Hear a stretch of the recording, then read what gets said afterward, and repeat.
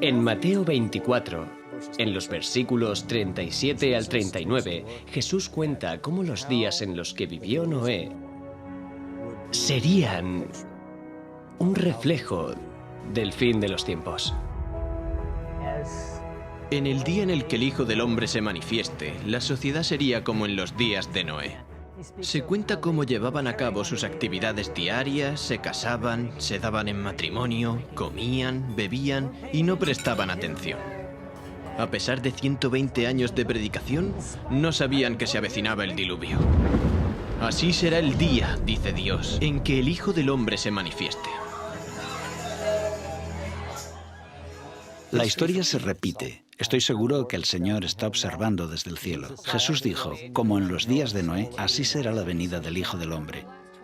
Y hoy lo estamos viendo en el mundo. La violencia en la tierra, el egoísmo, la egolatría están ahí. Creo que todo esto le parte el corazón a Dios.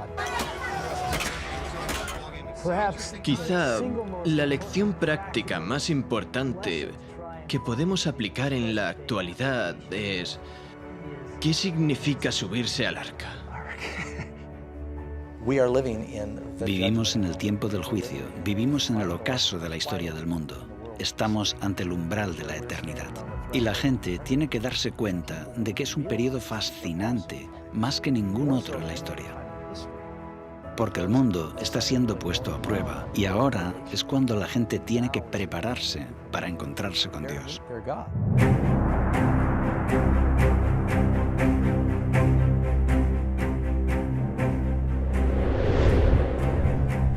Lo que ocurrió antes del diluvio volverá a suceder justo antes de la segunda venida de Cristo. Aquellos que no tienen una perspectiva, que no estudian el mensaje de las Escrituras, seguirán con su vida como hasta ahora y no verán venir el final. Soy Jeff Reich, director de Layman Ministries. Lo que ahora vas a presenciar no se parece a nada de lo que hayas visto antes. No solo vamos a investigar la historia del diluvio, también buscaremos las raíces de la evolución y cómo ha influido en la sociedad occidental. Y lo más importante, veremos cómo la historia de Noé ayuda a explicar las páginas de la profecía bíblica. Esta es la historia de Noé y el diluvio, como nunca antes la habías visto.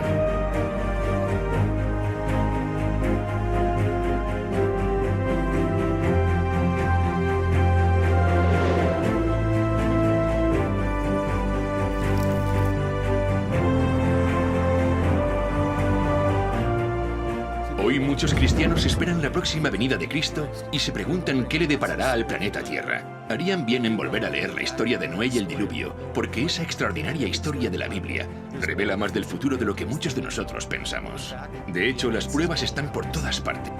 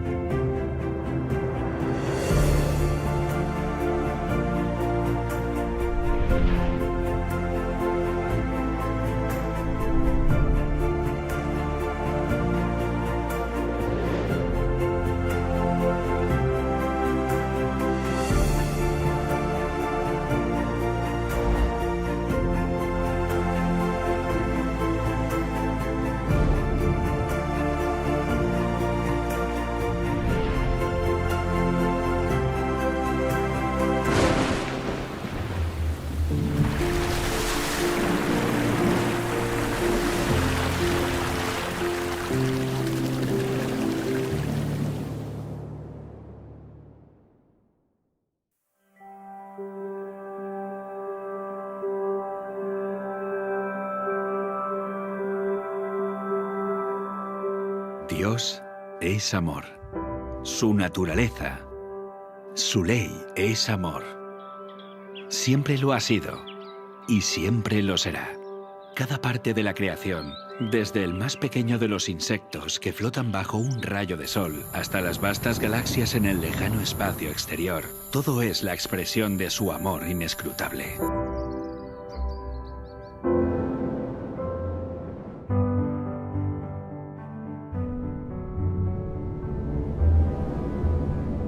No cabe duda de que el mundo antes del diluvio hablaba del amor de Dios.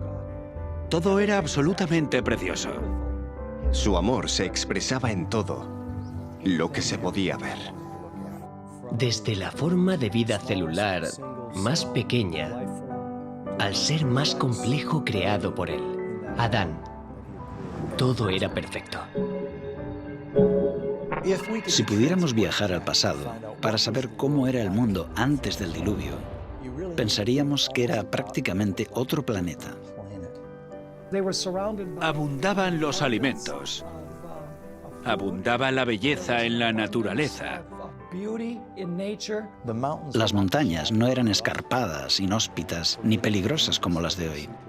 Eran majestuosas, suaves, onduladas, cubiertas por un manto de tierra y plagadas de todas las flores imaginables. Muchos creen que muchos animales y plantas se extinguieron entonces.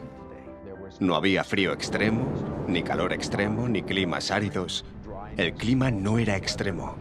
Y no había esas horribles tormentas que tenemos ahora. Los árboles estaban cubiertos de parras y pequeños zarcillos cargados de frutas que las envolvían en perfecto orden. En el Génesis se menciona cómo subía el agua. Era un vapor que regaba la tierra. El suelo se regaba por un sistema de riego automático. Según el capítulo 2 del Génesis, subía un vapor de la tierra. La lluvia era algo desconocido. Piedras preciosas, oro y plata abundaban en la superficie de la tierra. Describe un paraíso que, en muchos aspectos, era la biosfera perfecta que permitiría que tanto seres humanos como animales prosperaran. La esperanza de vida de las personas era muy larga, según la información que la Biblia nos da. Cuando Dios lo creó, dice, es bueno, bueno, muy bueno. Y frente a toda esa belleza, el hombre pecó. No tenía excusa, porque Dios ya le había provisto todo. Todo estaba en armonía. Y todo era perfecto. Resulta obvio que no vivimos en un mundo perfecto. De hecho, si consideramos que más del 70% de la Tierra está cubierta de agua, este planeta ni siquiera resulta demasiado acogedor para la vida humana. Además, hay lugares yermos y fríos, grandes desiertos, cordilleras. O bien fue así, o es que ocurrió algo que cambió fundamentalmente la superficie de la Tierra. El diluvio cambió por completo la geografía de la Tierra. Estos elementos rotos de la naturaleza nos revelan el verdadero horror del pecado. Y lo que vemos en nuestro mundo es la consecuencia de eso. El hombre empezó a buscar la felicidad en el egoísmo, el pecado y la maldad. Pero Dios, que es amor, dijo, aún quedan personas y deseo salvar a tantos como pueda. Voy a darles una advertencia. Si aún hay alguna posibilidad de redimirlos y acuden a mí, serán salvos. Y al crear el arca, creó un vehículo por el que podían salvarse. Y Noé era el mensajero de quien podían aprender. Dios nos está advirtiendo. Dios nos transmite mensajes proféticos. Darles la espalda será desastroso como lo fue en los días de Noé. La historia de Noé y el diluvio es en muchos aspectos una demostración literal de las profecías del Apocalipsis. Acompañadme a estudiar las profecías del Apocalipsis regresando a los días de Noé.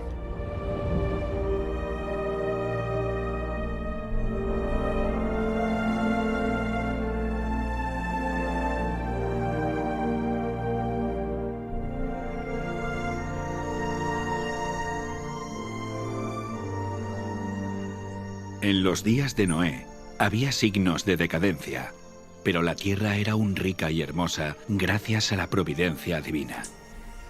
Las colinas estaban pobladas con árboles majestuosos que sostenían las parras cargadas de frutas. Vastas llanuras revestidas de verdor y del dulce aroma de miles de flores. Los frutos de la tierra eran de una gran variedad y de una abundancia casi ilimitada. Los árboles superaban en tamaño, belleza y perfecta simetría a los más hermosos del presente. Su madera era fina y noble, muy parecida a la piedra y apenas un poco menos duradera que esta. Abundaban el oro, la plata y las piedras preciosas.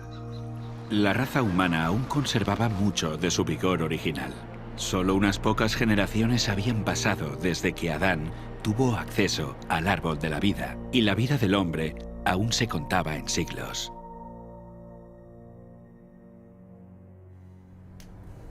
Si aquel pueblo longevo se hubiera dedicado al servicio de Dios, con su capacidad de hacer planes y ejecutarlos, habrían hecho del nombre de su creador un motivo de alabanza en la tierra y habrían cumplido el motivo por el cual Él les dio la vida. Pero no lo hizo. Había gigantes, hombres de gran estatura y fuerza, conocidos por su sabiduría, hábiles en la elaboración de las obras más maravillosas. Pero la culpa en que incurrieron al dar rienda suelta a su maldad fue proporcional a su destreza y habilidades mentales. A estos hombres antediluvianos, Dios los colmó de dones, pero usaron su ingenio para glorificarse a sí mismos y los transformaron en una maldición, al poner sus afectos en ellos mismos, en lugar de aquel que se los había dado. Utilizaban el oro, la plata, las piedras preciosas y las maderas selectas en la construcción de mansiones, y trataban de superarse unos a otros en el embellecimiento de sus moradas con las más hábiles obras del ingenio humano. Solo buscaban satisfacer los deseos de sus orgullosos corazones y se deleitaban en escenas de placer y maldad. Sin deseos de conocer a Dios, pronto negaron su existencia. Adoraban la naturaleza en lugar de al Dios de la naturaleza. Ensalzaron la inteligencia humana, adoraron el trabajo de sus manos y enseñaron a sus hijos a adorar a los ídolos. Construyeron altares a sus ídolos en los verdes campos y bajo la sombra de hermosos árboles. Arboledas extensas que conservaban su follaje durante todo el año eran dedicados al culto de dioses falsos. Estas arboledas estaban conectadas a hermosos jardines a través de largas y sinuosas avenidas, adornadas de árboles cargados de frutos y de toda clase de estatuas. Todo estaba provisto de aquello que agradara a los sentidos y fomentara los deseos sensuales del pueblo, y así inducirlo a participar del culto idólatra. Los idólatras de falsos dioses dotaron a sus deidades de atributos y pasiones humanas. Así, el modelo de carácter se degradó al nivel de la humanidad pecaminosa. Y vio Dios que la maldad de los hombres era mucha en la tierra, y que todo designio de los pensamientos del corazón eran de continuo solamente el mal. Y se corrompió la tierra delante de Dios, y estaba la tierra llena de violencia. Dios dio a los hombres los mandamientos como una ley de vida, pero violaron su ley, y el resultado fue todo pecado imaginable. La maldad de los hombres era abierta y temeraria, la justicia era pisoteada, y los gritos de los oprimidos llegaban al cielo. El mundo estaba en sus comienzos, pero la maldad se había hecho tan profunda y general que Dios no pudo soportarlo más.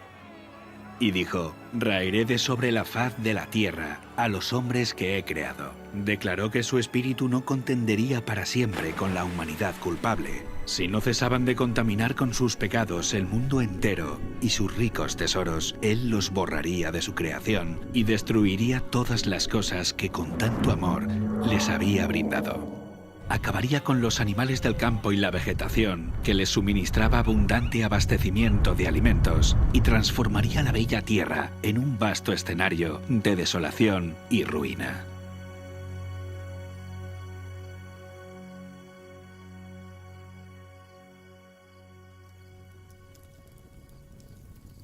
«120 años antes del diluvio, el Señor contó su propósito a Noé por medio de un ángel y le ordenó construir un arca. Mientras la construía, Noé tenía que predicar que Dios iba a traer sobre la tierra un diluvio para destruir a los impíos. Aquellos que creyeran el mensaje y se preparasen para este acontecimiento, arrepintiéndose y reformándose, obtendrían el perdón y serían salvos. Dios dio a Noé las dimensiones exactas del arca e instrucciones explícitas acerca de todos los detalles para su construcción. La sabiduría humana no habría podido idear una construcción de semejante resistencia y durabilidad. Dios fue el diseñador y Noé el maestro constructor. Tenía 3 pisos de altura y una puerta en uno de los lados. La luz entraba por la parte superior y las distintas secciones estaban dispuestas de forma que todas estaban iluminadas. El material que se empleó en la construcción del arca fue el ciprés o madera de gofer, que resistiría al deterioro durante cientos de años. La construcción de esta inmensa estructura fue un proceso lento y laborioso. El arca por sí misma no hubiera podido resistir la tormenta que se avecinaba sobre la tierra. Solo Dios podía proteger a sus siervos de las aguas tempestuosas.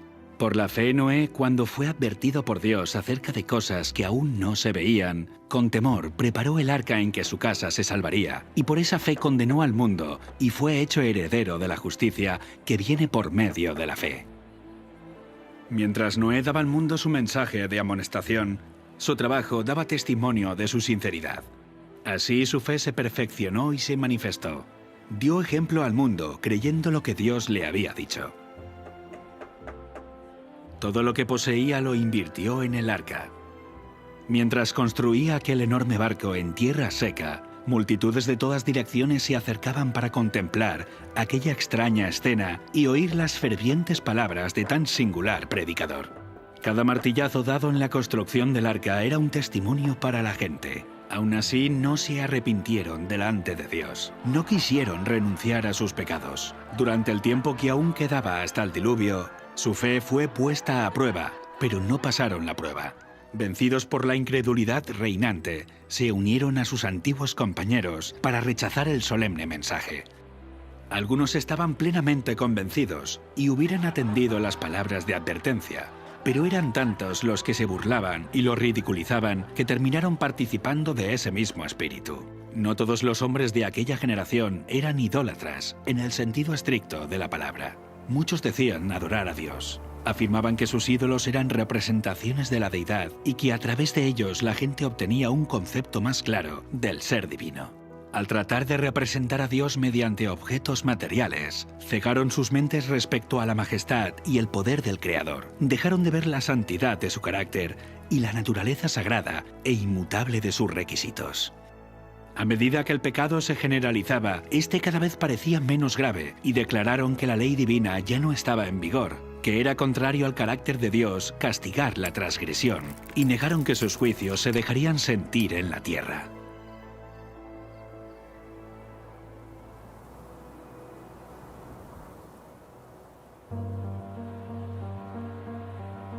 Si aquella generación hubiese cumplido la ley divina, los hombres habrían reconocido la voz de Dios en la advertencia de su siervo. Pero al rechazar la luz, sus mentes se volvieron tan ciegas que realmente creyeron que el mensaje de Noé era un delirio. No fueron las multitudes ni las mayorías las que se colocaron de parte de lo justo. El mundo estaba en contra de la justicia y las leyes de Dios, y Noé fue considerado un fanático. El mundo se reía de la locura del iluso anciano.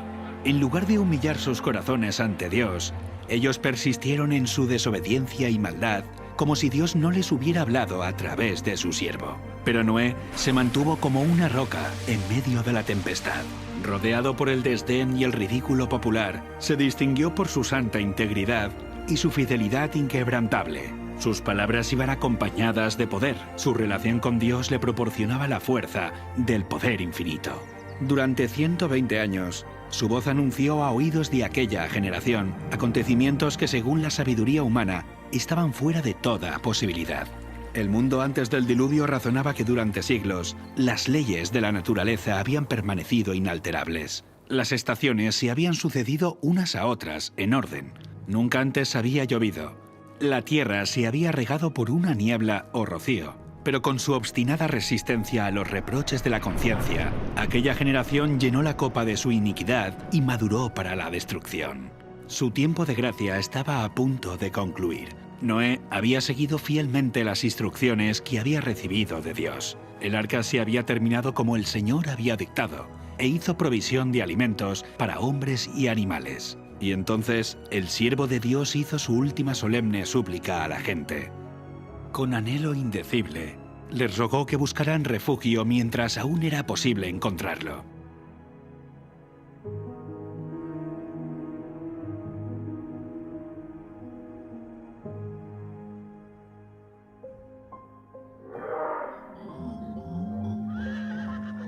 Animales de todo tipo, desde los más feroces hasta los más mansos, se veían venir desde las montañas y los bosques y dirigirse tranquilamente hacia el arca.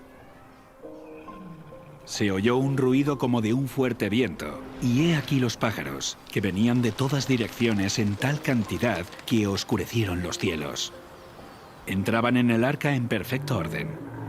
Los animales obedecían a Dios, mientras que los hombres no lo hacían. Guiados por santos ángeles, de dos en dos entraron con Noé en el arca, macho y hembra, como mandó Dios a Noé, y los animales limpios, de 7 en 7. El mundo contemplaba maravillado, algunos hasta tenían miedo. Llamaron a los filósofos para que explicaran aquel extraño suceso, pero fue en vano. Era un misterio que no podían comprender. Dios ordenó a Noé: entra tú y toda tu casa en el arca, porque a ti he visto justo delante de mí en esta generación. El mundo había rechazado las advertencias de Noé, pero su influencia y ejemplo habían sido una bendición para su familia. Como recompensa a su fidelidad e integridad, Dios salvó con él a todos los miembros de su familia.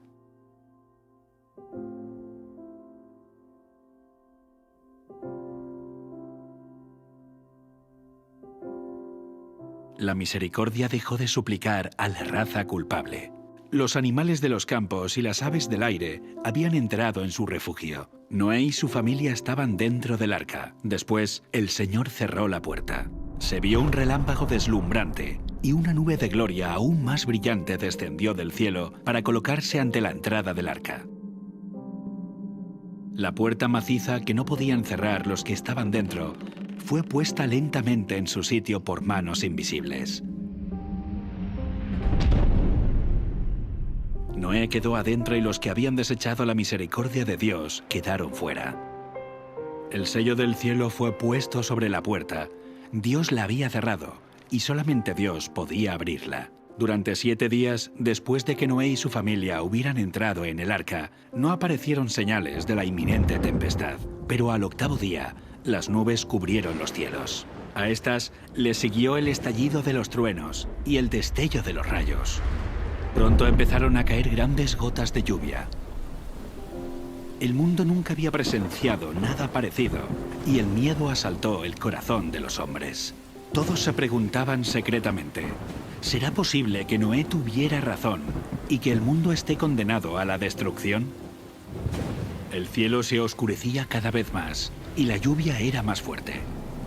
Las bestias vagaban completamente aterrorizadas y sus aullidos discordantes parecían lamentar su propio destino y la suerte del hombre. Aquel día fueron rotas todas las fuentes del gran abismo y las cataratas de los cielos fueron abiertas. El agua se veía caer de las nubes como enormes cataratas. Los ríos se desbordaron de sus cauces e inundaron los valles. Torrentes de aguas brotaban de la tierra con fuerza indescriptible, arrojando al aire a decenas de metros rocas macizas que al caer se enterraban profundamente en el suelo. Los altares donde habían ofrecido sacrificios humanos fueron destruidos y los idólatras temblaron ante el poder del Dios vivo y comprendieron que la causa de su ruina fue su corrupción e idolatría. A medida que la violencia de la tempestad aumentaba, árboles, edificios, rocas y tierra fueron lanzados en todas direcciones. El terror de los hombres y los animales era indescriptible. Por encima del rugido de la tempestad podían escucharse los lamentos de un pueblo que había despreciado la autoridad de Dios. Muchos estaban frenéticos por el miedo y estiraban sus brazos hacia el arca, implorando que se les permitiera entrar. Pero sus súplicas fueron en vano. Se habían convencido que había un Dios en los cielos que lo gobierna todo. Algunos, en su desesperación, intentaron romper el arca para entrar en ella, pero la firme estructura resistió todos los embates. Otros se sujetaron al arca hasta que las embravecidas aguas los tiraron o se cayeron por la colisión con rocas y árboles. Todas las fibras de la maciza arca temblaban cuando era golpeada por los vientos inmisericordes, y una ola la arrojaba a la otra. Los rugidos de los animales que estaban dentro del arca expresaban su miedo y dolor. Pero en medio de los revueltos elementos, el arca continuaba flotando con toda seguridad. Otras personas se ataron juntamente con sus hijos en los lomos de poderosos animales, sabiendo que estos eran tenaces para conservar la vida y subirían a las cumbres más altas para escapar del agua que se iba elevando. Otros se ataron a elevados árboles en la cumbre de las colinas o las montañas. Sitio tras sitio que prometía seguridad era abandonado.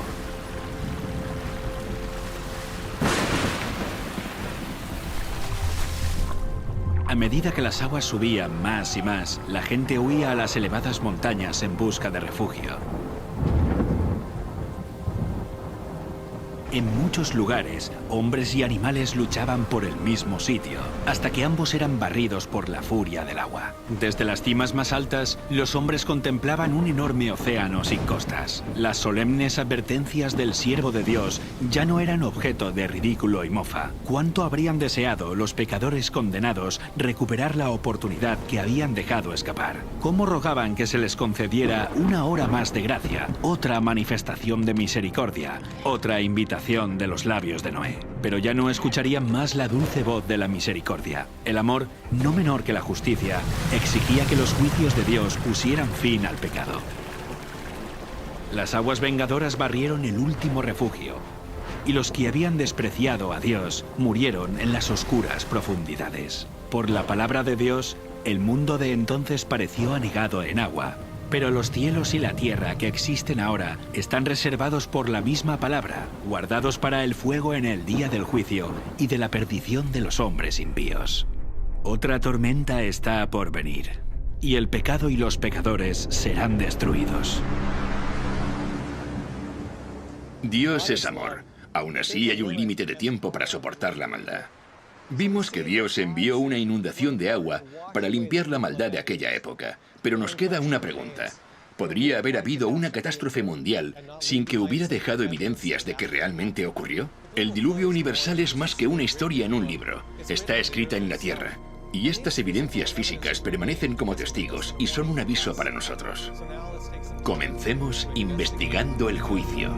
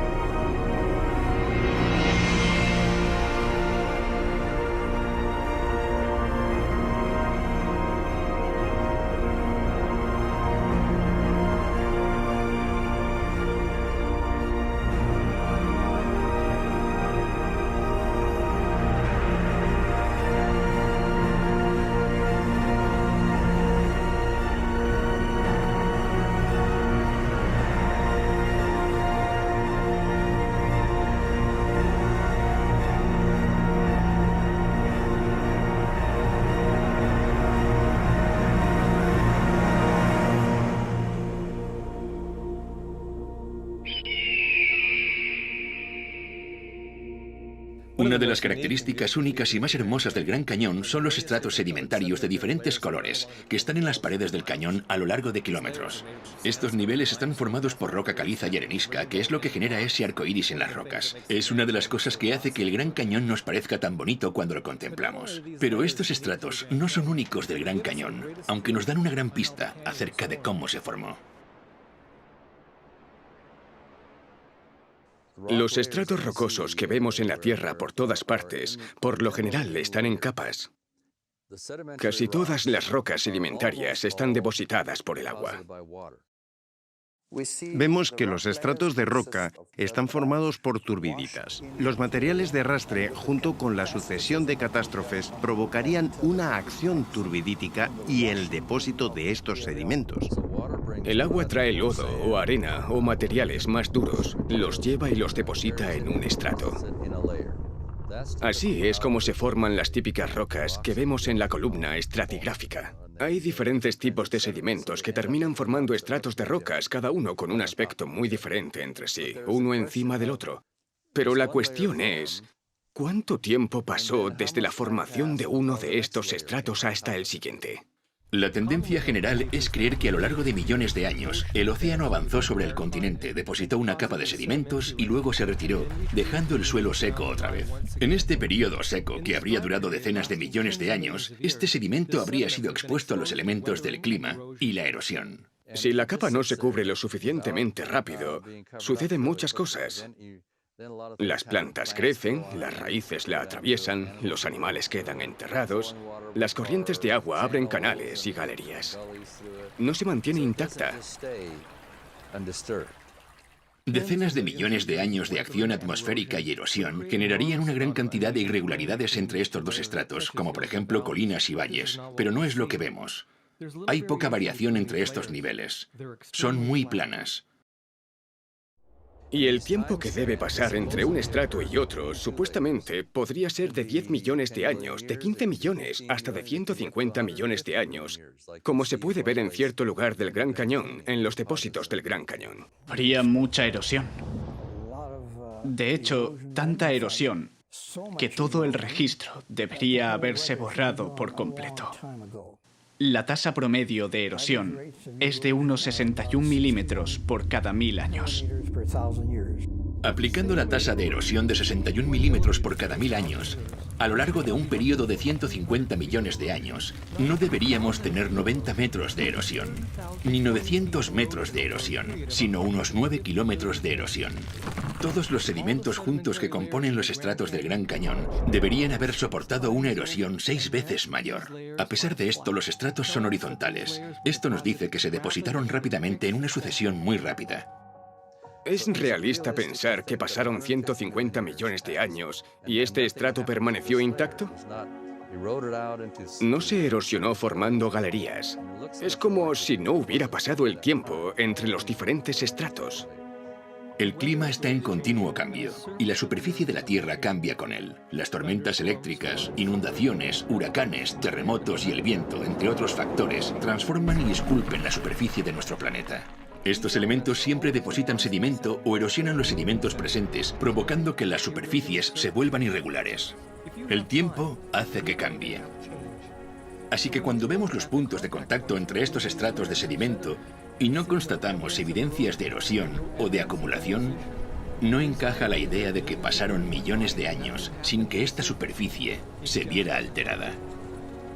Estos estratos son de turbidita, que generalmente se ordenan de partículas gruesas a finas, lo que desafía los principios uniformistas. Esto confirma que los materiales se depositaron muy rápido. Cuando hay un espacio de 100 millones de años, tendríamos que tener una erosión de varios kilómetros. Sin embargo, el estrato es horizontal. Si se hubiera formado durante mucho tiempo, tendríamos que ver una erosión irregular entre estratos.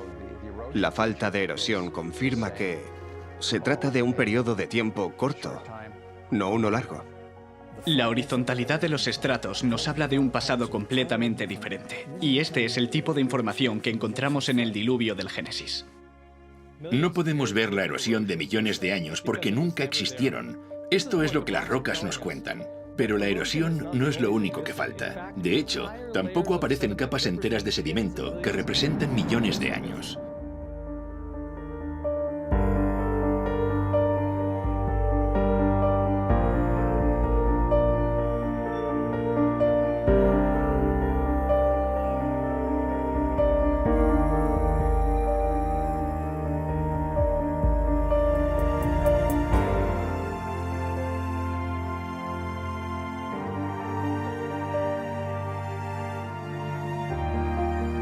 Aquí en el Gran Cañón puedes ver que detrás de mí está esta roca que es ligeramente rojiza. Es arenisca coconino. Está justo encima de esta más oscura de aquí que se llama ermitaño pérmico. Aquí falta un estrato de sedimento entre la arenisca coconino y el estrato ermitaño pérmico, llamada la formación Schnebly Hill. Aquí podemos ver la arenisca coconino con color más tenue y por debajo de esta se encuentra la formación de Schnebly Hill, que faltaba en el Gran Cañón. Debajo de la formación Schnebly Hill está el ermitaño pérmico, aunque más oscurecida, por la vegetación del valle. Esta es la formación Schnebly Hill. Son más de 240 metros de roca, que corresponderían a 6 millones de años. Y el problema que tiene la ciencia es que no puede quitar ese estrato de piedra, porque en la mente del geólogo moderno, cada estrato está asociado a un periodo de tiempo. Eliminar un estrato de roca significa que tenemos que quitar ese periodo de tiempo. La solución para ello sería, que los niveles inferiores se formaron. Los que faltan deberían estar ahí porque el tiempo ha transcurrido igual. Pero justo en esa zona la erosión ha debido hacer desaparecer toda la capa hasta el estrato anterior sin que hayan quedado huellas. El siguiente estrato se habría depositado encima. El problema con eso es que el contacto es totalmente horizontal con la lámina de un vidrio sobre otra, sin que hayan quedado evidencias de esos patrones de erosión que mostrarían una degradación o desgaste profundos. No tenemos ninguno de estos escenarios. ¿Por qué las grandes eras geológicas son un desafío? Porque no hay evidencias de erosión.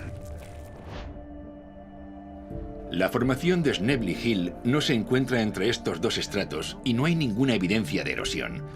Esto nos dice que apenas pasó tiempo entre la formación de estos estratos y que se depositaron rápidamente en un evento catastrófico. Por esta razón, no encontramos la formación de Snebly Hill entre estos estratos del Gran Cañón, y volvemos a constatar esto mismo a tan solo 144 kilómetros de aquí. El Gran Cañón es un ejemplo geológico fantástico de catastrofismo y desafía a las teorías modernas que tratan de explicar estas incoherencias. Aquí tenemos piedra caliza de Redwall, que descansa sobre la roca caliza de Moab. Entre estos dos niveles deberíamos ver la formación Temple Butte, que representa hasta 155 millones de años. En lugar de eso, no hay nada. No hay evidencia de los casi 10 kilómetros de erosión que esperaríamos ver durante este largo periodo de tiempo. No hay evidencias de erosión ni de la acumulación, solo un contacto en horizontal. Pero no puede haber un área con una superficie plana de 30 o 40, 50.000 kilómetros cuadrados y que se mantenga así durante 100 millones de años. Después de todo, 1 millón de años es tiempo suficiente como para erosionar 6 o 7 veces toda Norteamérica de su nivel actual hasta su base, hasta el nivel del agua. Aquí el contacto entre la roca caliza de Redwall y la roca caliza de Moab es horizontal, lo que demuestra que pasó poco o ningún espacio de tiempo entre ambos estratos.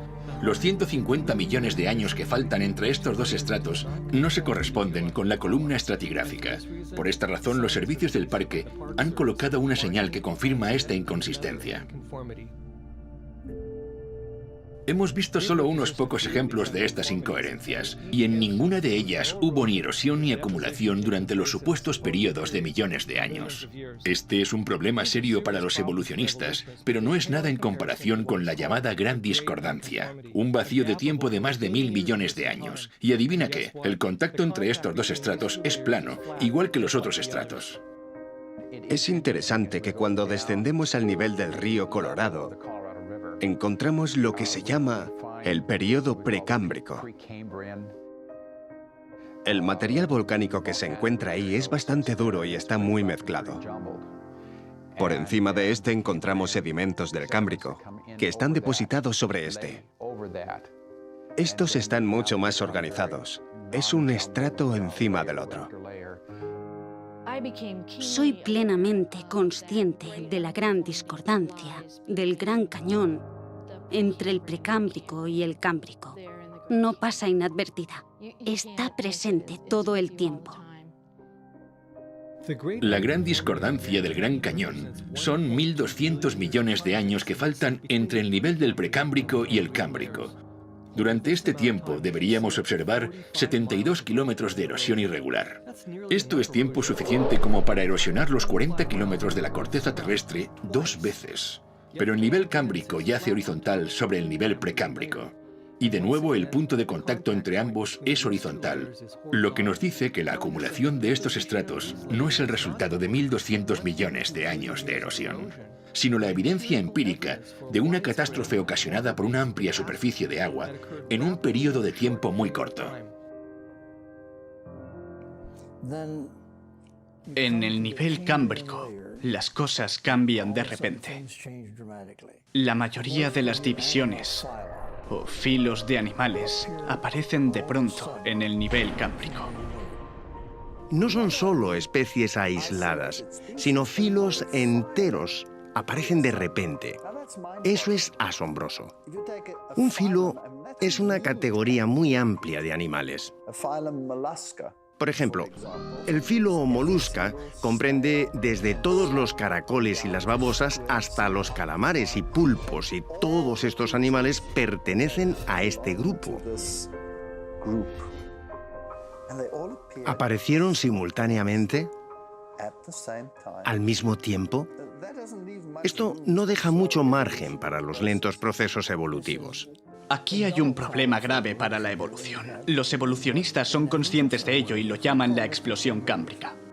La explosión cámbrica es el período de los estratos cámbricos donde tenemos registros fósiles de animales totalmente formados. Estos fósiles totalmente formados nos aportan los datos para nuestra investigación. Como el nivel precámbrico no contiene fósiles de animales, filos o especies intermedias, nos hace pensar en el origen de las especies como una serie de pasos evolutivos interconectados. Es solo una teoría.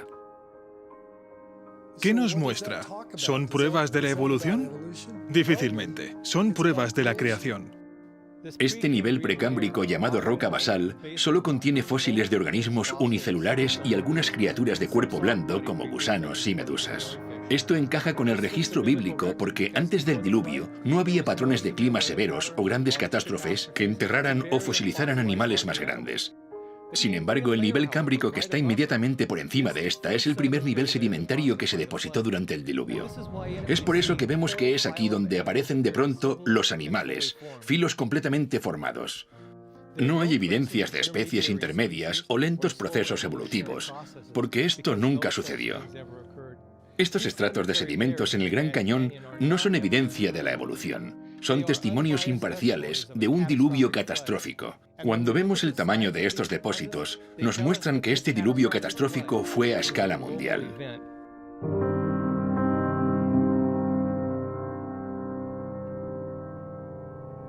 El Gran Cañón está ahí, y en los márgenes se pueden ver los estratos. Pero todos esos estratos de cientos de kilómetros que van hasta Arizona, Utah y Wyoming y Montana hasta Canadá son los mismos estratos.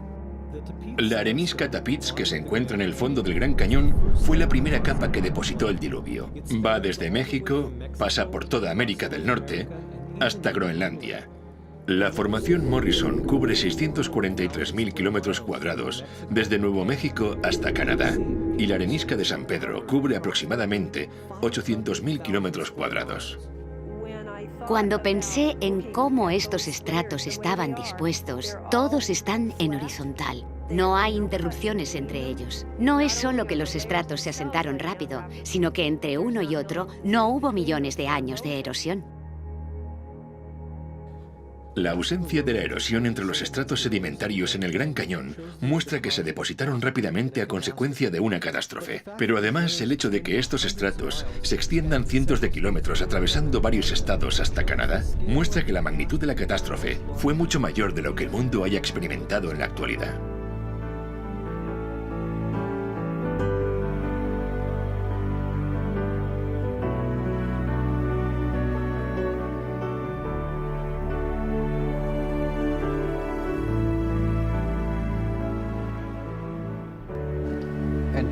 Tenemos evidencias de un diluvio universal cuando observamos los sedimentos, estudiando su estructura, en los fósiles encontrados en esos sedimentos y, ¿por qué no?, también en lo que llamamos la columna estratigráfica. Encontramos el cámbrico, el ordovícico, el silúrico, el devónico, el carbonífero y el pérmico. Esas son algunas de las grandes estructuras que vemos. Las podemos encontrar en Estados Unidos. Vamos a Europa y adivina qué, encontramos las mismas secuencias. Vamos a Asia y encontramos las mismas secuencias. Vamos a Australia y encontramos las mismas secuencias. No solo encontramos las mismas secuencias en la estructura y en el contenido, también en el contenido fósil. Para mí, esto demuestra que algo tuvo que pasar en todo el mundo. Si no fuese de forma simultánea, estuvo muy cerca de serlo.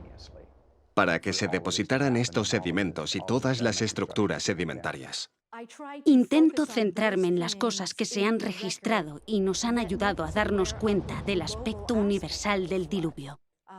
Por ejemplo, lo que llamamos las calizas de Creta del Cretácico y que se encuentran en todo el mundo. La capa de Creta se deposita bajo el agua. Se forma a partir de los esqueletos de carbonato de calcio de foraminíferos, que son organismos marinos. Y hay grandes cantidades de estos organismos.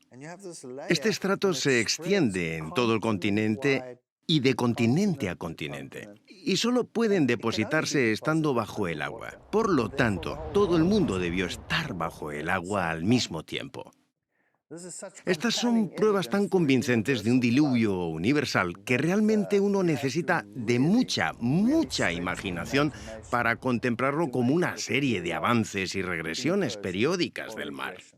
Y esos son solo un tipo de depósitos que nos dicen que sucedieron cosas de escala mundial, porque tenemos Creta en varias partes del mundo y todas ellas están en la misma posición dentro de la columna geológica. Encontramos que están sobre arena que contiene hierro, que llamamos arenisca glauconítica. Y encontramos la arenisca glauconítica en Inglaterra. Podemos encontrar el mismo estrato de calizo en Estados Unidos, en Alabama. Podemos encontrarlo en Australia. Y adivina qué, sí, siempre está sobre las areniscas glauconíticas y tienen siempre los mismos tipos de fósiles. Este es el kit de la cuestión, y es una prueba de que sucedió algo similar en todo el mundo. Estoy en el margen sur del Gran Cañón a una altura de 2.000 metros sobre el nivel del mar. Estoy aquí sobre lo que llamamos la formación de roca caliza Kaibab. Esta roca caliza se encuentra en toda Nevada, Utah, Arizona e incluso tan lejos como el estado de California. Y está repleta de fósiles marinos. El hecho de que encontremos aquí fósiles marinos nos dice que este estrato debió formarse rápidamente porque es la única manera de que se produzca la fosilización. Hay ciertos tipos de formaciones de roca caliza. Algunas formaciones de rocas calizas características del Gran Cañón y de otras áreas durante el Paleozoico se encuentran también en Europa y Asia y en otras partes del mundo. Estas rocas calizas son muy típicas porque están distribuidas por todo el mundo.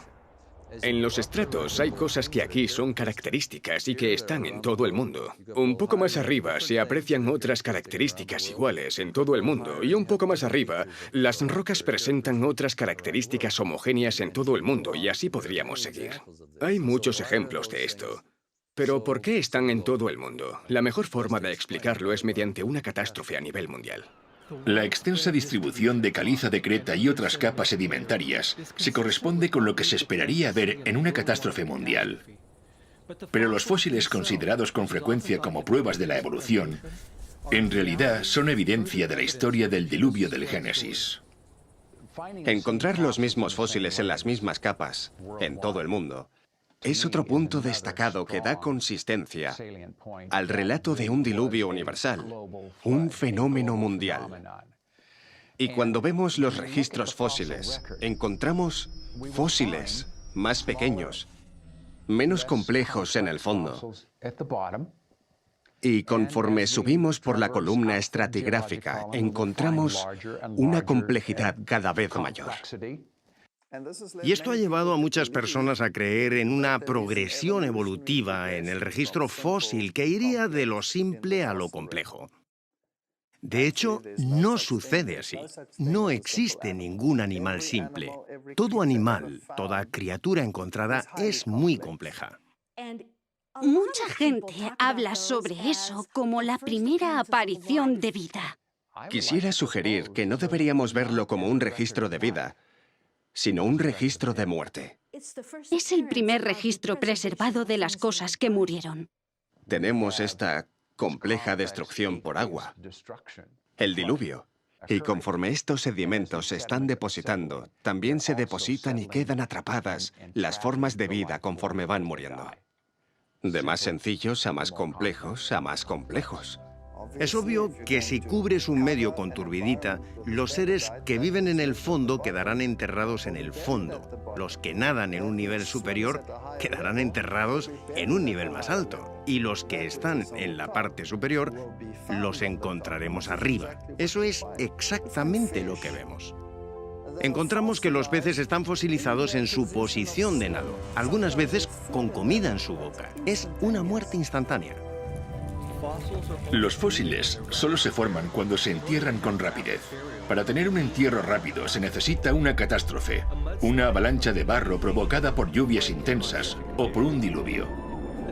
El hecho de que haya tantos fósiles en todo el mundo o en los mismos estratos demuestra un entierro rápido a escala mundial. Otra pista que señala que esto fue el resultado de un diluvio universal es el hecho de que estos animales fueron arrastrados a los llamados cementerios fósiles por corrientes muy fuertes. Cementerios fósiles.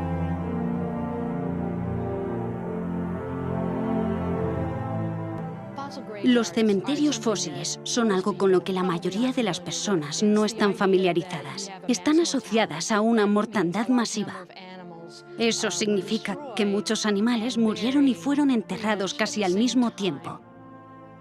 Y probablemente el más popular de estos tipos de depósitos son los de dinosaurios.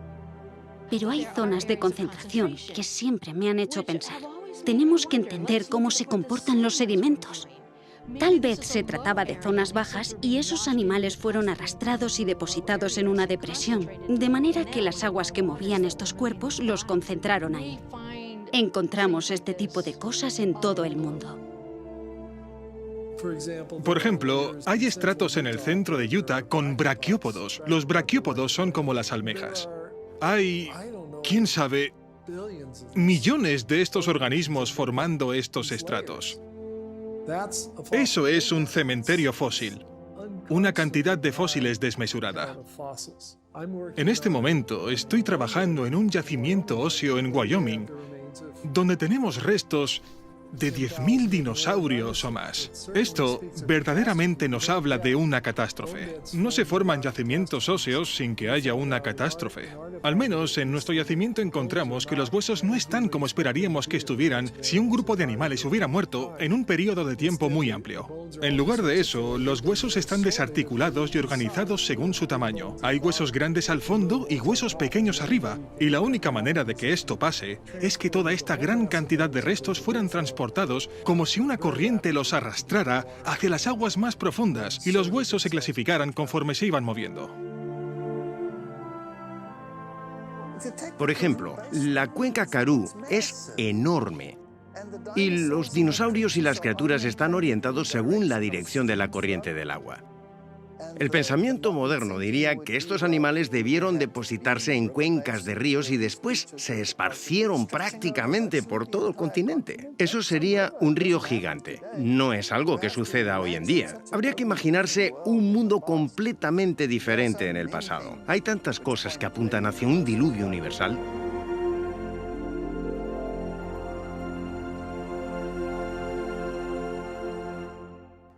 Las violentas fuerzas del diluvio arrastraron miles de animales a zonas donde se fosilizaron después. Sin embargo, en otras condiciones, los mismos restos de animales se convirtieron en carbón. El carbón aparece por una gran cantidad de plantas que se depositaron todas juntas y se compactaron y cambiaron su estructura química en carbón. Los depósitos de carbón pueden ser muy extensos, pueden ser pequeños, aunque un solo depósito puede llegar hasta 300 metros de espesor. Lo encontramos en estas vetas finas, con la base y la parte de arriba muy definidas, que no es la forma en la que crecen las plantas. Parece como si hubieran sido transportadas. Fueron evidentemente depositadas por el agua. Se encuentran organismos marinos en yacimientos de carbón que están situados en tierra. Esto desmiente cualquier historia que contradiga el relato bíblico. Encontramos grandes cantidades de carbón. En Wyoming tenemos millones y millones de toneladas de carbón. En Australia tenemos millones y millones de toneladas de carbón. En Europa tenemos, también en Pensilvania, y estos son solo algunos ejemplos. Cubren miles de kilómetros cuadrados y todos estos depósitos de carbón son del mismo tipo, en la misma posición dentro de la columna estratigráfica que se extiende hasta Europa y Rusia, y así podríamos continuar. La extensa distribución de estos depósitos de carbón es de escala mundial. Independientemente de su ubicación, estos depósitos de carbón también están en la misma posición en la columna estratigráfica, lo que demuestra que se depositaron al mismo tiempo. Por lo tanto, es lógico concluir que la formación de estos depósitos de carbón son el resultado de una catástrofe provocada por agua que sucedió a escala mundial, más o menos al mismo tiempo.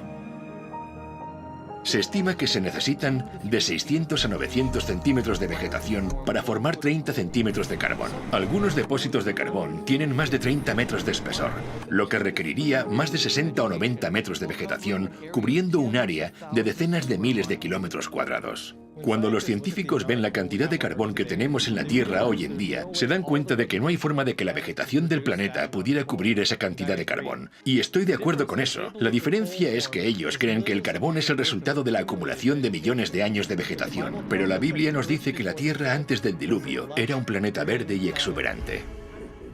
No es imposible que el carbón venga de la vegetación existente antes del diluvio. Muchos científicos creen que cuando se formó el firmamento, la Tierra estaba sometida a poco más de 2 atmósferas de presión. Estas 2 atmósferas de presión generarían un crecimiento muy abundante. Donde ahora vemos vastos desiertos, cordilleras y continentes helados, hubo una vez, antes del diluvio, tierra fértil y vastos bosques como nunca hemos visto. Encontramos grandes cantidades de petróleo en los desiertos del Medio Oriente, vestigios de sus antiguos paisajes verdes. Los científicos encontraron en los testigos perforados en la Antártica que el continente antes era un bosque tropical cubierto de palmeras. Los vastos bosques enterrados en la Tierra durante el diluvio y que después se han transformado en carbón y petróleo, forman los extensos yacimientos que vemos hoy en día. Estas son solo algunas de las muchas evidencias que testifican el amor de Dios por el hombre, mediante la creación de un planeta verde y exuberante, y que fue destruido por una catástrofe mundial ocasionada por el agua tal y como la Biblia lo registra. El diluvio es un evento que concuerda con lo que vemos en geología, en términos de una creación de Dios en solo 6 días hace unos pocos miles de años, tal y como la Biblia lo describe.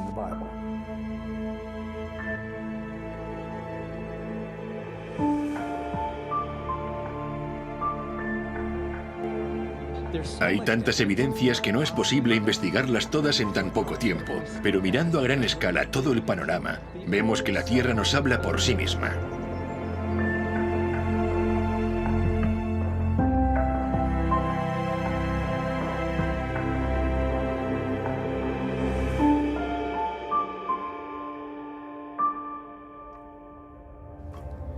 Hemos visto cómo no hay erosión entre los diferentes niveles de estratos horizontales del Gran Cañón, lo cual nos dice que estas capas se depositaron rápidamente y no a lo largo de millones de años. Hemos visto que la magnitud de esta catástrofe tuvo que ser al menos tan grande como el tamaño de algunos de estos estratos que formó, y que incluso se extiende a otros continentes, lo que confirma su impacto mundial. Hemos analizado cómo no hay rastro de erosión en estas capas sedimentarias durante los supuestos cientos de millones, o incluso miles de millones de años, mostrando que esto no concuerda con el modelo evolutivo. Comprobamos que en el primer estrato sedimentario se encuentran animales fósiles completamente formados, y no en etapas evolutivas progresivas. Hemos visto cómo la existencia de fósiles en estas capas son la evidencia de que fueron rápidamente enterrados, ya que algunos fósiles de peces se encuentran con comida en su boca y en posición de nado. Encontramos que los grandes cementerios fósiles son una sólida prueba de que miles de animales muertos, peces, mamíferos e incluso aves, fueron arrastrados juntos y depositados en depresiones donde quedaron cubiertos y fosilizados. Hemos visto cómo los depósitos enormes de carbón y petróleo que ahora encontramos solo pudieron formarse por la compactación de la vegetación existente de una tierra verde y exuberante que fue destruida y enterrada. Vimos cómo el estrato de creta del Cretácico, formado por el diluvio, cubre todos los continentes tal y como cabría esperar en una catástrofe mundial. Cuando miramos estas pruebas en perspectiva, ¿qué vemos? La propia Tierra nos dice que una vez fue diezmada por una catástrofe mundial provocada por el agua.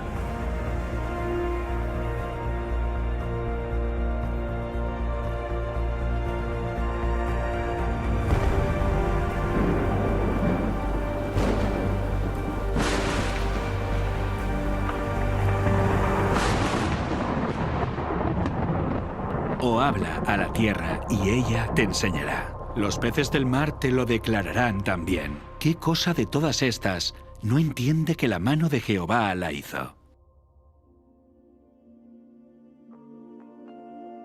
Si el mundo está lleno de evidencias, ¿por qué por algunas de las mentes más brillantes de la comunidad científica rechazan la historia del diluvio tal y como se encuentra en la Biblia? Os daré una pista. Es algo que poco tiene que ver con las evidencias.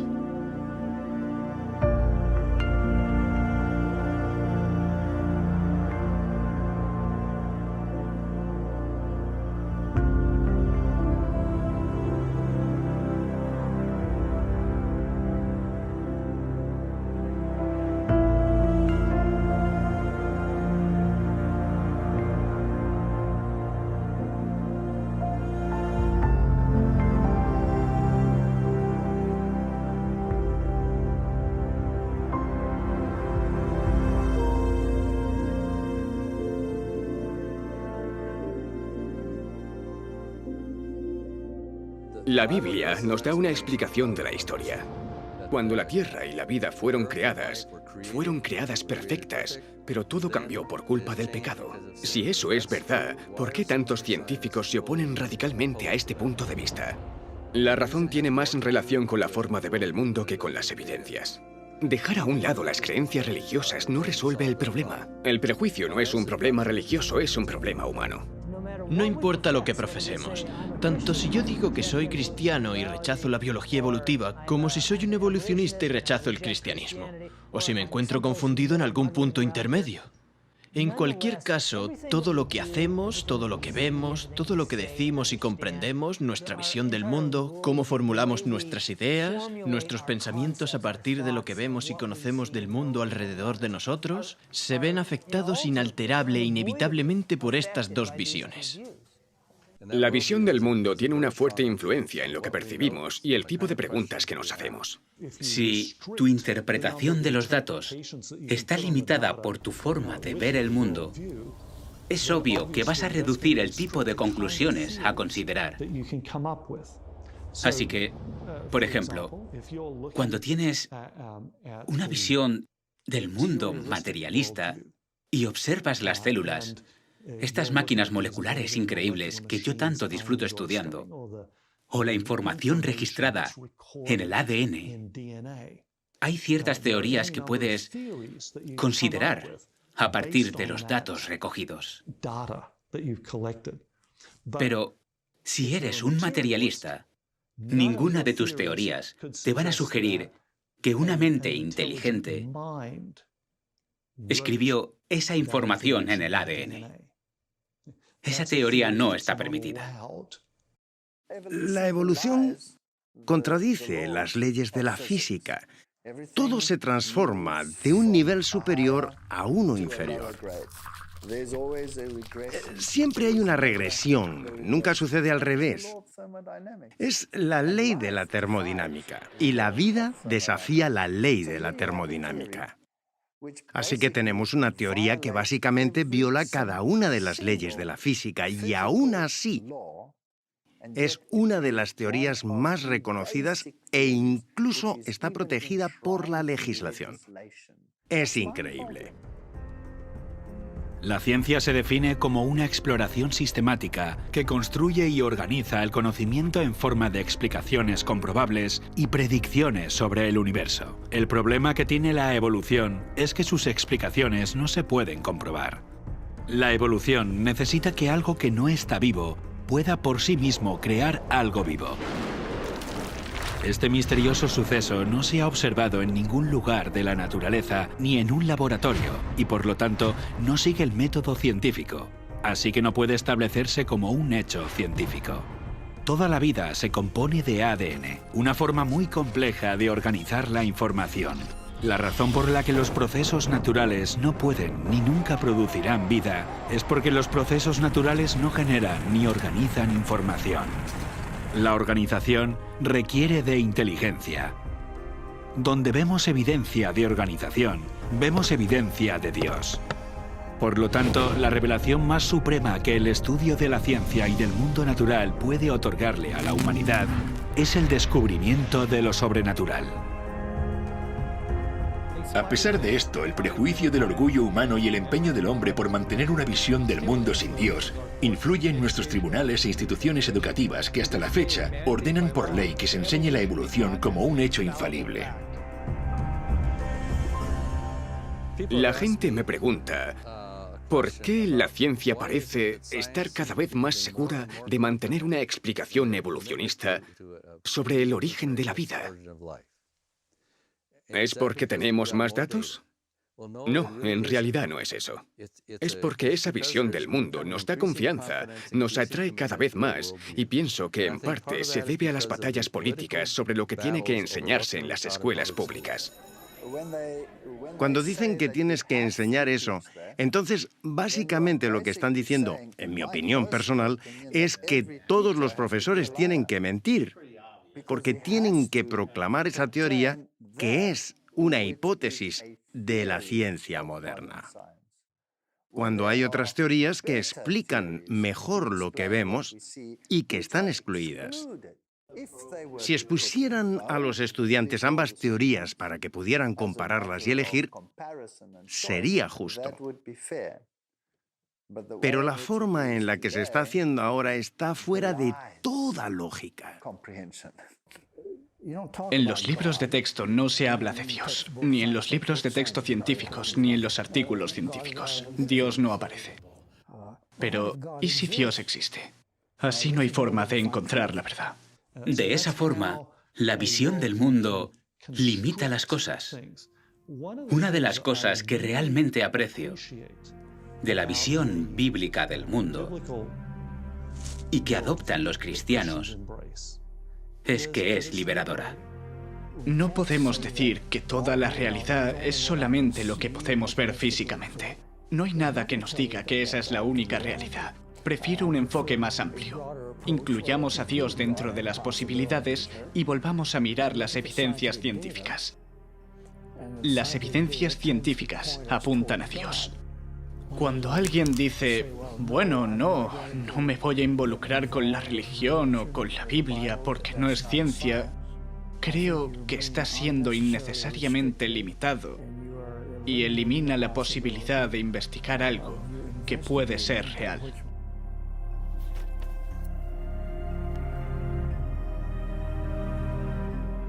La ciencia tiene cierto atractivo para la mente independiente y el corazón de los humanos. La ciencia es el reino de lo humano. Es lo que hemos hecho. Es lo que sabemos. Mientras que la religión, la fe, el cristianismo, es el reino de Dios.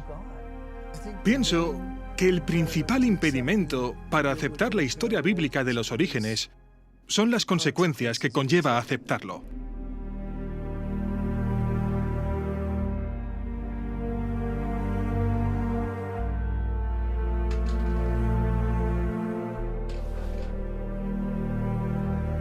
El problema de poner a Dios dentro del debate es que inevitablemente nos recuerda la cuestión de la responsabilidad moral. Decir que hay moralidad en el paradigma evolutivo es engañarse a uno mismo. No puedes creer en un ser supremo y otros seres inferiores sin que esa relación tenga que definirse de alguna manera. Intuitivamente, reconocemos que esa es la ley moral. Es posible que no nos sintamos bien cuando somos examinados bajo esa luz.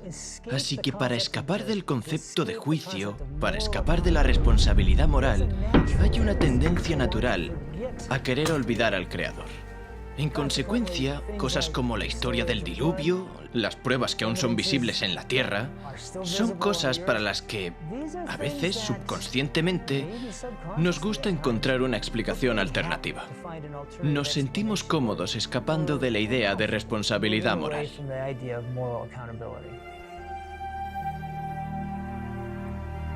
Eliminar la responsabilidad moral implica reescribir la historia del mundo, y esto es precisamente lo que ha ocurrido. Se adoptó una nueva visión del mundo, en particular una visión del mundo que no incluía la historia del diluvio, intentando así eliminar el juicio de Dios y en consecuencia toda responsabilidad moral. Pero ¿cómo es que tuvo éxito una visión tan radicalmente distinta? La oportunidad perfecta surgió hacia el final de la Edad Media.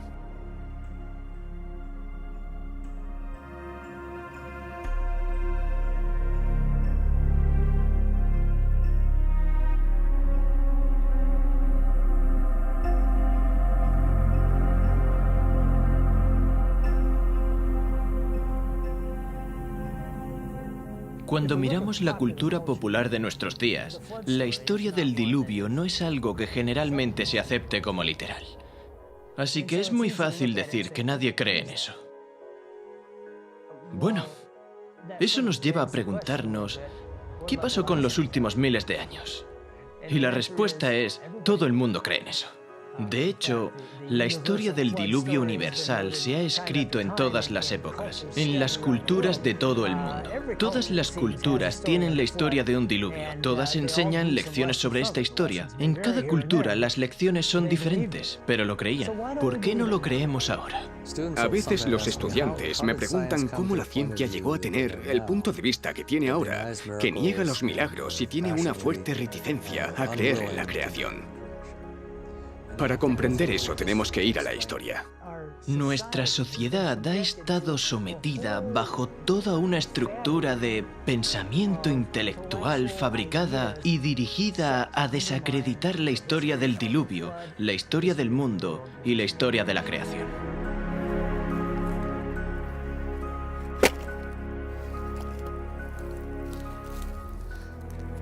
El gran encubrimiento, ocultando el juicio.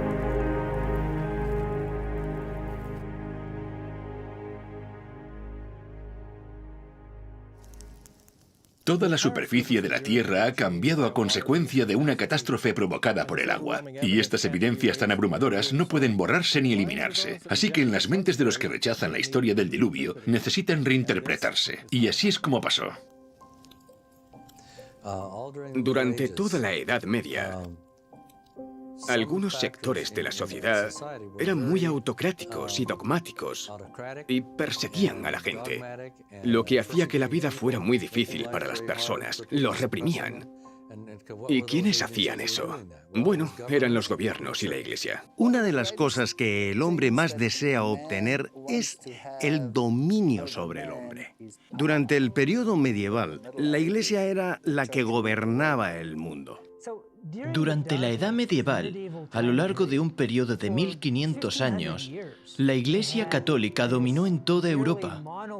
Mantuvo este dominio casi universal de forma inflexible. Durante los últimos 1500 años, uno de los escenarios de conflicto con la Iglesia Católica a la hora de desarrollar la libertad de pensamiento fue el campo de la ciencia.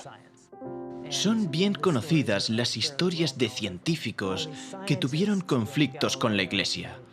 Desde Galileo, pasando por Newton, Copérnico hasta Francis Bacon. Probablemente Galileo sea el más famoso. Promovió el heliocentrismo. El Sol era el centro y todos los pequeños planetas dando vueltas. Pero a la Iglesia no le gustó por diferentes ideas filosóficas.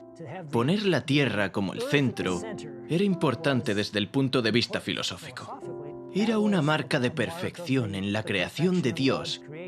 Y no fue popular la idea de que la Tierra no estaba donde se suponía que estaba y que los otros planetas no daban vueltas en círculos perfectos.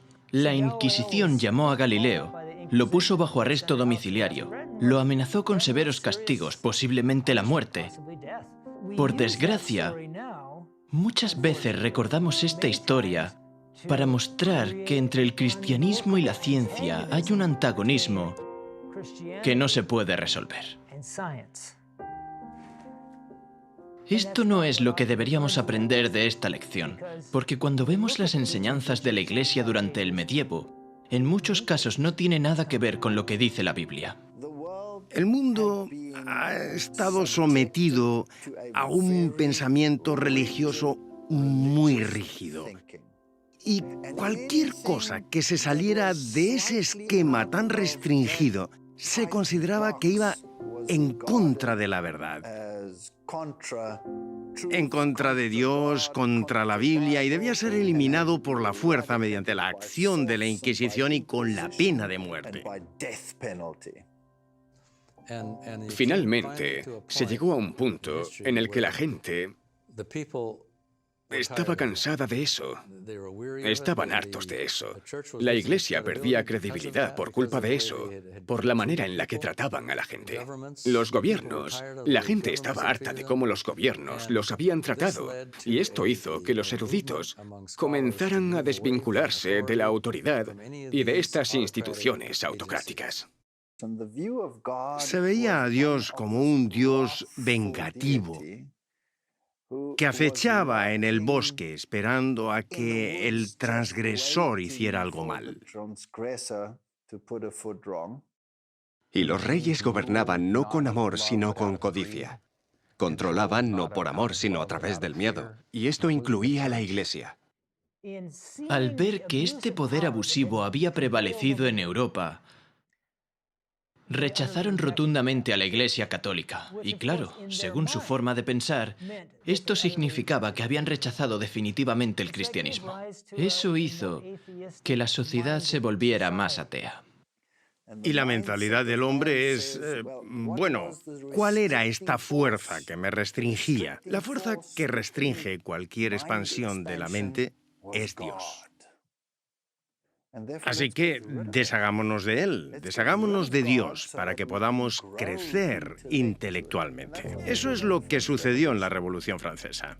En lugar de someter a las masas a sus dogmas en sumisión ciega, el trabajo de Roma dio como resultado convertirlos en infieles y revolucionarios. Consideraron que su avaricia y crueldad eran fruto de la Biblia y no aceptarían nada de eso. Roma había malinterpretado el carácter de Dios y ahora los hombres rechazaban a la Biblia y a su autor. Esto automáticamente desencadenó en la Revolución Francesa y la total anulación del poder de la Iglesia que se había mantenido sobre la gente por más de 1000 años. En la Asamblea Nacional de Francia, la turba revolucionaria declaró que solo se rendiría culto a la razón. Presentaron a una mujer hermosa adornada con un manto azul y la proclamaron la diosa de la razón. Encumbraron a la diosa de la razón. La razón tomó el lugar de la fe en Dios. Llevaron a esta mujer en carruaje a Notre Dame, destruyeron la iglesia y predicaron semanalmente el ateísmo. Los franceses respondieron a los siglos de opresión y persecución que habían sufrido por parte de la Iglesia Católica, estableciendo una nueva forma de gobierno. En lugar de una nación con una visión cristiana del mundo, aunque distorsionada y dominada por la Iglesia Católica, a la sociedad se le inculcó una visión ateísta del mundo, desprovista de cualquier influencia cristiana, y a esto se le llamó la Ilustración. No querían tener nada que ver con Dios. Veían a Dios como un tirano. Se forzaba a la gente a creer. Así que quitemos ahora a Dios de la ecuación. Y eso ocurrió en la Revolución Francesa. Pasamos de un punto donde Dios era el centro a hacer que todo se basara en la razón. El ateísmo surgió en Francia con mucha fuerza. Mira lo que pasó en Francia. Se quemaba la Biblia, se destruía. Y a esto lo llamaron la era de la Ilustración. Así que aparece esta ilustración que elimina por completo a Dios. Los sacerdotes católicos fueron excluidos de todos los estamentos de la sociedad francesa y fueron los que sufrieron la tasa de mortalidad per cápita más alta. Los ánimos estaban muy revueltos y se volcaron en contra de la Iglesia. En la mayoría de los casos, eso significó que renunciaron al cristianismo. En un esfuerzo por defender la ciencia y la razón como los nuevos ideales de la sociedad, los esfuerzos de las corrientes ateas se enfocaron en descristianizar Francia durante el período conocido como el Reinado del Terror. Se capturó y ejecutó a los sacerdotes. Las iglesias y los monumentos religiosos sufrieron vandalismo o fueron destruidos. La palabra santo se eliminó de las señalizaciones de las calles. Se prohibió el culto a Dios. Quemaron públicamente la Biblia al grito de guerra de los infieles franceses que decían «aplasten al despreciable», refiriéndose a Cristo y lo que su iglesia representaba. Muchos fueron asesinados mientras oraban de rodillas y sus cuerpos eran abandonados mientras caían en sus mismos lugares de adoración. En los bosques donde se reunían los cristianos se colgaban cadáveres de los árboles y estaban esparcidos por todas partes. Todo esto perteneció al movimiento ateo llamado la Ilustración, y quienes deseaban destronar a la Iglesia Católica de siglos de tortura y matanza ahora hacían los mismos crímenes. La culminación de los eventos que provocó la Ilustración y luego la Revolución Francesa parecían indicar la muerte del cristianismo. Todo pasó como lo hubiera querido Satanás. Su política es el engaño, y su propósito es traer al hombre dolor y miseria para desfigurar la obra de Dios, estorbar sus planes divinos de benevolencia y amor, y así causar dolor en el cielo. De esta forma, mediante las artes del engaño, lleva al hombre a culpar a Dios como si toda esta miseria fuera resultado de los planes del Creador. Cuando el pueblo descubrió que el romanismo era un engaño, optó por hacerle creer que todas las religiones eran engañosas y la Biblia una fábula. Parecía como si el papado fuese a morir. La sociedad era libre de considerar una alternativa diferente, digámoslo así. Esta era de la Ilustración, este libre pensamiento, fue en realidad el inicio de lo que llamamos la ciencia moderna. Este movimiento no dependía de ninguna autoridad. Esto sucedió en el periodo que llamamos la Ilustración. Ya no tienes nada que te ate. Puedes explorar. Puedes empezar a observar. Y puedes empezar a usar la razón humana. De hecho, la gente comenzaba a desconfiar de los gobiernos y de la Iglesia. Querían pensar por sí mismos y lograr mayor libertad para el hombre. Y esta libertad se reorientó en muchas direcciones que incluyen romper con la idea de que Dios existe. De no ser por la Revolución Francesa y la idea de que Dios no está involucrado en el proceso y la razón sustituye a Dios, el pensamiento evolucionista no habría encontrado un suelo fértil donde crecer. En la nueva generación de científicos que estudian la Tierra, los más notables son Lyell y Darwin. Surgieron en el siglo XIX. Charles Lyell fue un geólogo que introdujo por primera vez el concepto de que había grandes periodos de tiempo en el desarrollo de las características geológicas y después escribió la obra Principios de Geología. Este punto de vista geológico que Lyell expone en su libro se conoce como uniformismo. El uniformismo establece que los procesos que se han desarrollado y que han ocurrido en el pasado son semejantes a los que tenemos ahora. Si hay algo que en la actualidad necesita mucho tiempo para desarrollarse, también en el pasado debió necesitar mucho tiempo. El uniformismo es en lo que se basan para hablar de millones de años tan importantes para la teoría evolucionista. La aceptación generalizada del principio uniformista ya se predijo en la Biblia como una de las razones principales para que en el tiempo del fin la gente niegue tanto la creación como el diluvio universal. En los postreros días vendrán burladores, andando según sus propias concupiscencias, y diciendo, ¿dónde está la promesa de su advenimiento? Porque desde el día en que los padres durmieron, todas las cosas permanecen así como desde el principio de la creación. Es por eso que el uniformismo enseña que todas las cosas han seguido con el mismo ritmo desde el principio.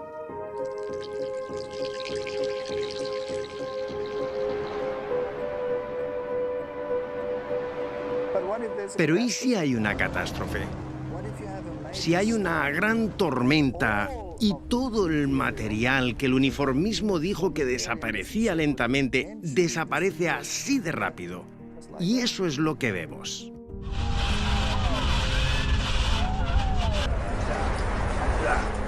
La percepción de que las cosas permanecieron iguales desde el comienzo de la creación es una filosofía que Dios advirtió que caracterizaría el sistema de creencias en los últimos días, y se nos advierte que esta actitud llevaría a las personas a ignorar voluntariamente que el mundo de entonces pereció anegado en agua.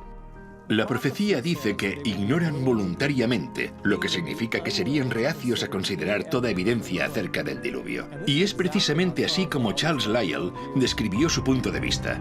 Cuando Lyell escribió sobre los fósiles dijo: no podemos explicar su posición actual a causa de un diluvio universal. Aborrezco profundamente a los más grandes académicos, los principios en los que construyeron sus fundamentos en el aire y que todo se basa en un milagro.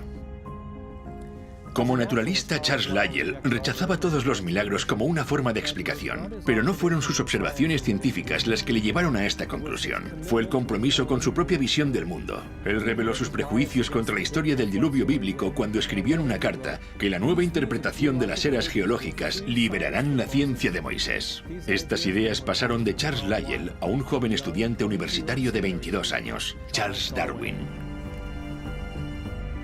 Cuando se comisionó a Charles Darwin para viajar en el Beagle, uno de los libros con los que viajó fue el libro de Charles Lyell, Principios de Geología. Iba leyendo esta información y llega a las Islas Galápagos y ve estos pinzones. Y estos pinzones eran tan variados que entonces se le ocurre que obviamente estos pinzones han tenido que evolucionar de una sola pareja que llegó a las islas y todas las variedades evolucionaron a partir de ese momento. Y resulta que los planteamientos geológicos encajan con esto. Esto debió haber tomado su tiempo. Y las ideas de Lyell empiezan a calar. Entonces piensa, si esta variedad que veo aquí se desarrolló y cambió con el tiempo mediante la selección natural, entonces Dios no creó nada. Charles utilizó las ideas de Lyell sobre las grandes eras geológicas y las aplicó a la biología. De esta forma dio a la evolución algo de lo que antes carecía, un mecanismo científico con el cual operar. A Darwin se le ocurrió una nueva teoría, la de la selección natural, y fue un bombazo. Eso fue lo que le dio credibilidad. Ahora hemos encontrado un mecanismo que puede explicar este cambio a lo largo de grandes periodos de tiempo. Más adelante, Darwin se convirtió en un amigo cercano de Lyell y algunos dicen que fue la persona que más influyó en la vida de Darwin. Darwin opinó sobre la visión de Lyell acerca del diluvio y dijo: Lyell está convencido de que ha conseguido hacer temblar la fe en el diluvio con mucha más eficacia sin haber dicho palabra en contra de la Biblia que si lo hubiera hecho de otra forma. A mediados del siglo XIX, las cosas empezaron a cambiar. Hacia finales de ese mismo siglo, la comunidad científica empezó a excluir a Dios de sus interpretaciones. Ahora, Dios había sido expulsado del abanico de explicaciones de la comunidad científica. He aquí solamente esto he hallado, que Dios hizo al hombre recto, pero ellos buscaron muchas perversiones. La teoría de la evolución se ha convertido en el fundamento de nuestra sociedad en todo el mundo, y los resultados catastróficos de esta creencia pueden verse en todas partes, en la negación de la responsabilidad moral, en la negación de Dios y por lo tanto, en la negación del diluvio. Pero la evolución, más que ninguna otra creencia, ha llevado a la sociedad a un nivel de maldad como el que existía en los días de Noé. Y vio Jehová que la maldad de los hombres era mucha en la tierra, y que todo designio de los pensamientos del corazón de ellos eran de continuo solamente el mal. Crueles y malos, así es como Dios definió los pensamientos del hombre antes del diluvio. Esto se aplica aún más a nosotros cuando consideramos lo que la Biblia tiene que decir sobre los pensamientos de los malvados. El malo, por la altivez de su rostro, no busca a Dios. No hay Dios en ninguno de sus pensamientos. Cuando la Biblia dice que no hay lugar para Dios en sus pensamientos, lo que está diciendo es que Dios está totalmente ausente en su mente. En los días de Noé había mucha maldad en la tierra. Era una sociedad sin Dios que no le buscaba ni tampoco pensaba en él. Con esto en mente podemos ver el total cumplimiento de la profecía de Jesús, tal como sucedió en los días de Noé. Así será el día en que el Hijo del Hombre se manifieste.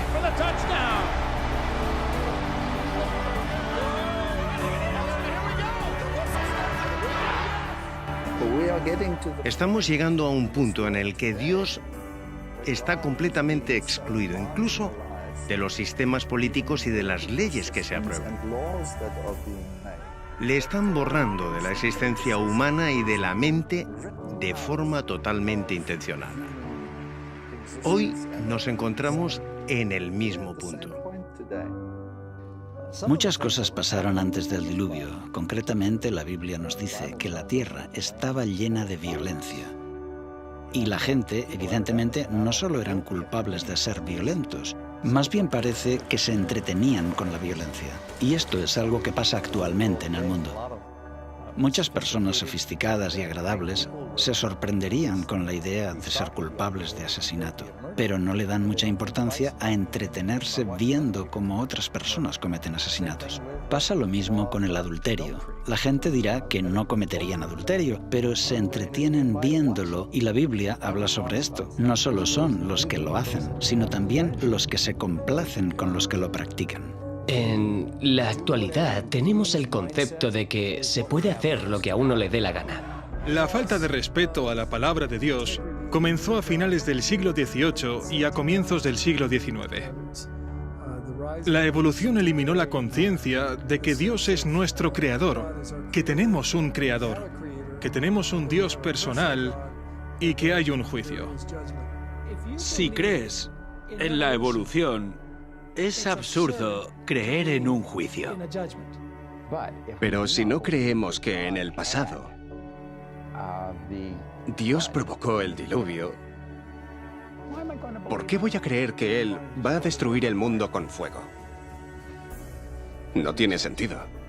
Así que si puedo hacer que niegues el diluvio, básicamente conseguiré que niegues la destrucción eterna del mundo tal y como lo conocemos.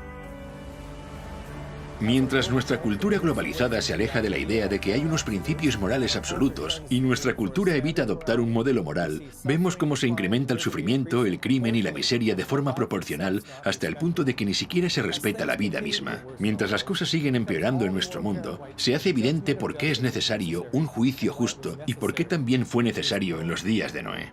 El mal se había fomentado hasta el punto que ya no hubo solución.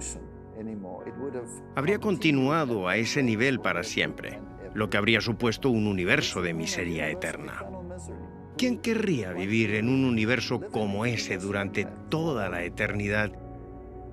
Si ves a los padres ante las tumbas de sus hijos y la agonía y el dolor que esto conlleva, debe haber un juicio.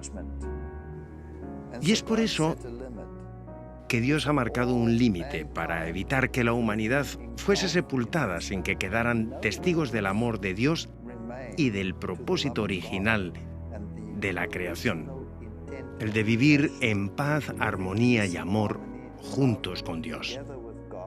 Fue entonces que Dios tuvo que intervenir para que no se perdiera la historia acerca del amor de Dios. Así que Dios tuvo que intervenir.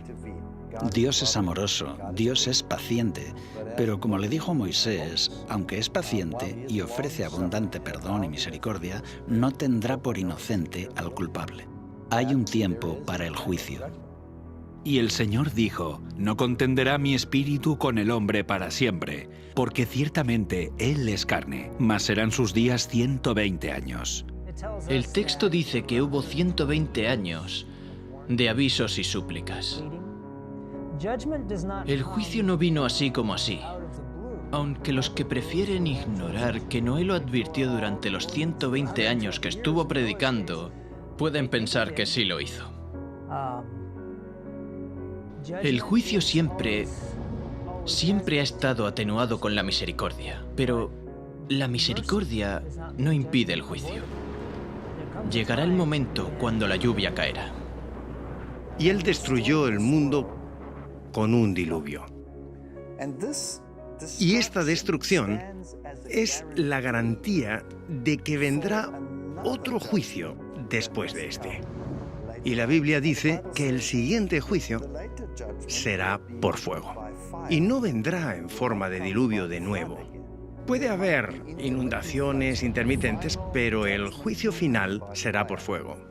por lo cual el mundo de entonces pereció anegado en agua. Pero los cielos y la tierra que existen ahora están reservados por la misma palabra, guardados para el fuego en el día del juicio y de la perdición de los hombres impíos. En los días de Noé, el mundo fue bautizado por agua. Segunda de Pedro 3 dice que cuando el Señor regrese, será bautizado con fuego.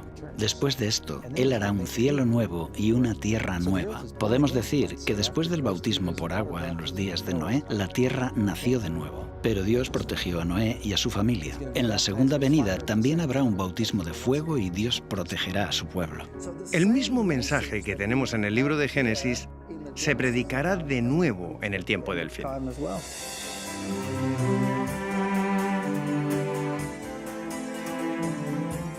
En el fin de los tiempos, los días de Noé se repetirán, y las rocas y fósiles de la tierra permanecen como testimonios de este suceso. Como sucede en la historia del Génesis, la propia tierra es tanto un registro como una profecía que nos advierte de que otro juicio está por venir. ¿Pero cuándo? En el tiempo del fin, el hombre recibe 3 advertencias inmediatamente antes de la segunda venida de Cristo. Estas advertencias son dadas por 3 ángeles y son conocidas como el mensaje de los 3 ángeles. Cuando en los días de Noé se dio el mensaje del juicio, fue la hora del primer juicio de la tierra. Ahora, en el tiempo del fin, el mensaje del primer ángel se hace eco de la advertencia de Noé al anunciar: la hora de su juicio ha llegado. En la segunda parte de los días de Noé, investigaremos estos mensajes y también descubriremos en qué año se anunció la hora del juicio y cuándo comenzarán a contar los días de Noé para la última generación.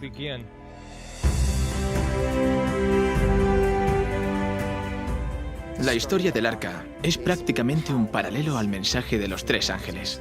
El mensaje de los 3 ángeles de Apocalipsis 14 son el último mensaje de Dios al mundo. Es un mensaje sobre el fin del tiempo y es un mensaje que prepara al mundo para la venida de Cristo. Noé siguió las instrucciones de Dios en la construcción del arca, y veremos cómo este mensaje de los 3 ángeles apunta hacia una antigua estructura diseñada por Dios, que revela las instrucciones que debería seguir el pueblo de Dios en preparación para su segunda venida en el tiempo del fin. El mensaje del primer ángel nos dirige hacia la verdad. El mensaje del segundo ángel nos muestra la falsificación. Y el mensaje del tercer ángel dice: elige. Y Noé exhortó a que la gente decidiera. Así que, decide. Haz tu elección, pero debes saber que esta decisión es definitiva. La hora del juicio viene. Hace tiempo que la gente está siendo advertida, porque Dios ama al hombre y quiere salvarlo. Dios volverá a ver la maldad del hombre y dirá que los pensamientos de su corazón y su mente son de continuo solamente el mal, y Él traerá de nuevo el juicio. Este es un mensaje de advertencia, es un mensaje de amor, pero también es un mensaje que avisa de un juicio inminente.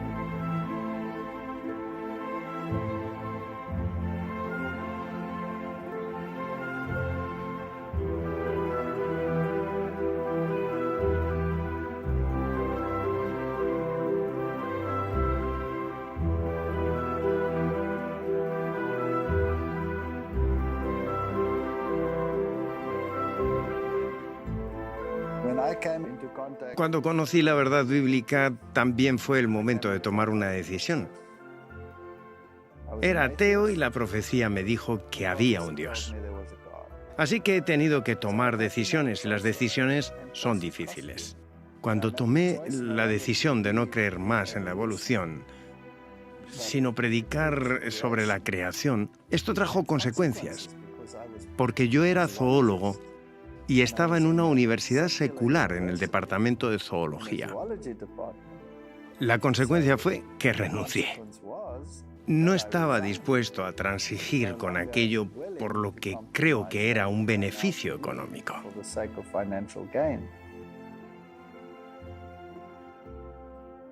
¿Sabes? Para mí hay muchas cosas que dan valor y solemnidad a la historia del diluvio. Una de ellas es que tú no puedes esperar a que el mensaje se haga popular. Si realmente necesitas aceptar la verdad, no importa lo que está haciendo el resto del mundo. Alguien dijo una vez que una idea tonta sigue siendo una idea tonta aunque millones de personas la crean. Y aunque Noé representaba a una minoría, ahora está claro que estaba en lo correcto. Y Dios cuida a las personas que siguen firmes aunque la verdad no sea popular. Mi fe cristiana no depende de la ciencia que practico. Aún así, uno no puede evitar preguntarse, si Dios es el autor de ambas, ¿no deberían entonces coincidir? ¿Por qué no coincide el mundo natural con la explicación bíblica? Estoy deseando ver cómo hacemos ciencia de calidad y avances en relación a nuestro conocimiento del mundo, usando la Biblia como punto de partida. Esto me ha motivado y ciertamente ha hecho crecer mi confianza en la palabra de Dios. Y doy gracias por eso.